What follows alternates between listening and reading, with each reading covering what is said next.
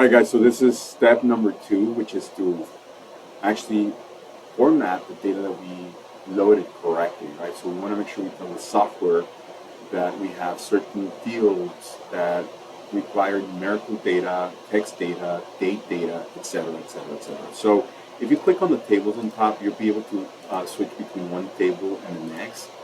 The one that we're really concerned with is the consolidated data, because that's the one that has our data. The first thing I want to do is make sure that I switch the fiscal year from a number, right, to an actual date. And that's going to give me the ability to work with date functions within the software. Notice that I just simply switched over to consolidated data. Then I click on the pound sign or whatever data element is currently held, and I went and switched to date. Ticker is an ABC, that's a text field. Net sales are numeric. Cost of goods sold are numeric. All of the rest seems to be properly numeric. Current assets, total assets, current liabilities, long-term liabilities, and shareholders' equity.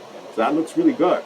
If we were looking at the company assignments and I wanted to see another data set, it looks like the industry code should have been an ABC, and I get that.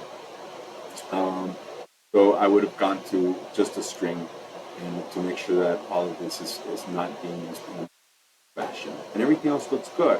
If, by the way, I had a territory, I would switch this to a territory and call that something different. So anyway, so that's it. This is a very simple step in the consolidated data. All I want to make sure is that my fiscal year is properly formatted. And voila, let me stop the recording.